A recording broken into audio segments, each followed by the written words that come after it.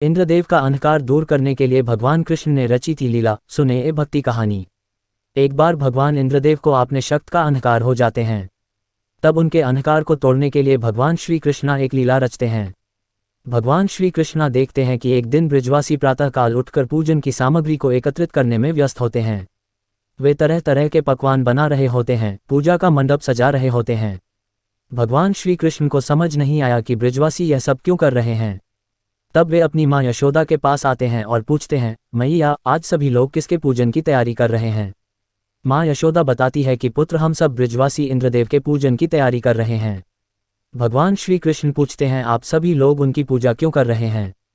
यशोदा माँ कहती हैं कि भगवान इंद्रदेव वर्षा के देवता है, उन्हीं के कारण बारिश होती है और अन्न की पैदावारी होती है। अन्न की पैदावार अच्छी होने से हमारे गायों को भी चारा प्राप्त होता है।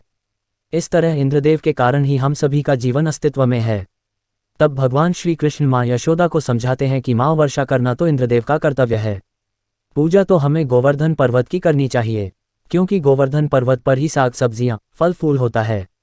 वहीं पर हमारी गाय चरती हैं। सब कुछ तो हमें गोवर्धन पर्वत से प्राप्त होता है। भगवान श्री कृष्णा ये बात हर एक ब्रिजवासी को समझाते हैं, जिसके बाद ब्रिजवासी इंद्रदेव के बजाय गोवर्धन पर्वत की पूजा करने के लिए सभी सामग्री इकट्ठा करने लगते हैं। ये सब देख इंद्रदेव को अपना अपमान लगने लगता है। उन्हें लगने लगता है कि भगवान श्री कृष्णा ने उनका अपमान किया है, ब्रिजवासियों ने उनका अपमान किया है, जिसके कारण वह क्रोधित हो जाते हैं।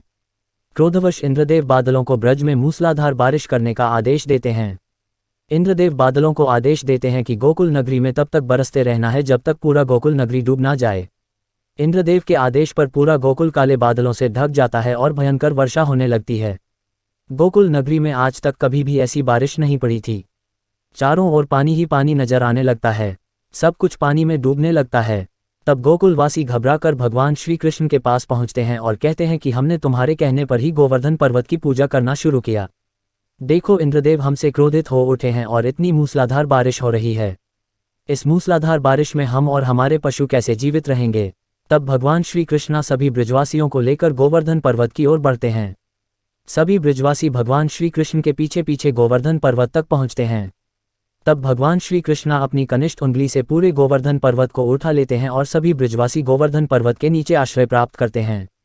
इस तरीके से जब तक बारिश रुक नहीं गई तब तक भगवान श्री कृष्णा अपने छोटी उंगली पर ही पूरे गोवर्धन पर्वत को उठाकर रखे।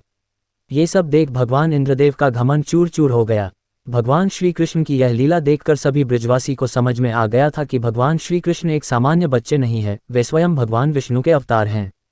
भगवान इंद्रदेव को भी अपनी गलती का एहसास हो गया, जिसके बाद वे अंत में भगवान श्री कृष्ण से क्षमा याचना मांगते हैं। इस तरह इसी घटना के बाद गोवर्धन पर्वत के पूजा की परंपरा आरंभ हुई। रोजाना ऐसे ही कहानी सुनने के लिए आपका अपना YouTube चैनल और भक्ति कहानी से जुड़े रहे हैं और लाइक और सब्सक्राइब करें। आपका ही चैनल है गस।